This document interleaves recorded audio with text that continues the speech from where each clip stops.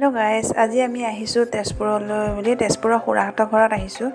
এয়া দেখিছেনে, গোসাঁনী কেনেকৈ বাহিৰত চাই আহিবৰ কাৰণে খাৰা হৈ লৈছে।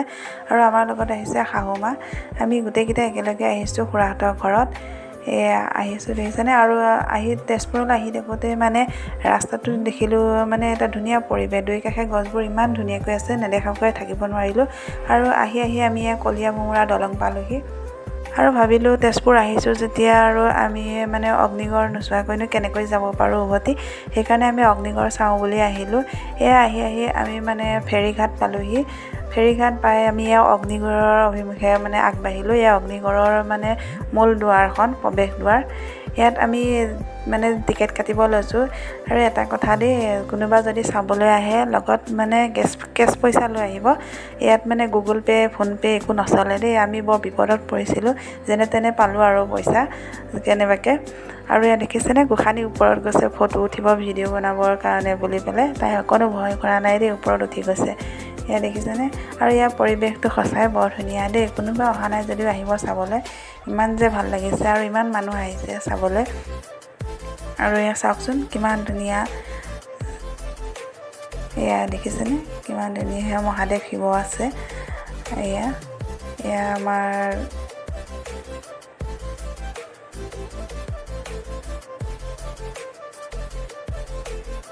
এয়া দেখিছেনে কিমান ধুনীয়া দেখিবলৈ। চালেই চাই থাকিবৰ মন যায়। এয়া মই এয়া ওপৰলৈ উঠি গৈছোঁ। এয়া গোসাঁনী, এয়া গন্ধৰ্ব বিবাহ হৈছিল যে ঊষা আৰু অনিৰুদ্ধৰ, সেইটো দৃশ্য। এয়া দেখিছেনে ইমান ধুনীয়া। এয়া পৰিৱেশটো সঁচাই বৰ ধুনীয়া দেই। এয়া দেখিছেনে কিমান ধুনীয়াকৈ মানে অতীতৰ স্মৃতিবিলাক ধুনীয়াকৈ ৰাখিছে, সজীৱ কৰি তুলিছে। আৰু এয়া চিত্ৰলেখাই যে অনিৰুদ্ধক হৰণ কৰি নিছিল, সেইটো দৃশ্য। আৰু আমাৰ গোসাঁনী দেখিছেনে, চবতকৈ আগত তাই ওপৰলৈ উঠি গৈ আছে। এয়া মা, এয়া মানুহজন।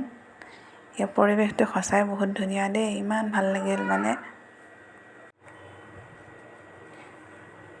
আৰু পৰিৱেশটো চাওকচোন কিমান ধুনীয়া। আৰু এইটো হৈছে মানে চিত্ৰলেখাই ঊষা যে অনিৰুদ্ধৰ প্ৰতিচ্ছবি আঁকি দেখাইছিল, তাৰ এটা সজীৱ দৃশ্য। সেয়া কিমান ধুনীয়াকৈ ৰাখিছে, সযতনে ৰাখিছে দেই। সঁচাই ইয়াৰ মানে পৰিৱেশটো বৰ ধুনীয়া। আৰু ইয়াৰ ওপৰলৈ চিৰিত উঠি যাব পৰা এটা সুবিধা ৰাখিছে। ওপৰৰ পৰা মানে ব্ৰহ্মপুত্ৰ চাব পাৰে। ব্ৰহ্মপুত্ৰখন ইয়াৰ নিচেই কাষতে লাগি আছে। আৰু এয়া হৈছে হৰিহৰৰ যুদ্ধ হোৱা কিছু অংশ। এয়া দেখিছেনে কিমান ধুনীয়া হৈ আছে আজিও। নতুন প্ৰজন্মই চাব পৰাকৈ কিমান ধুনীয়াকৈ সযতনে ৰাখিছে বস্তুবোৰ। সঁচাই দেই শলাগ ল'বলগীয়া। এয়া দেখিছেনে কিমান ধুনীয়াকৈ ৰাখিছে।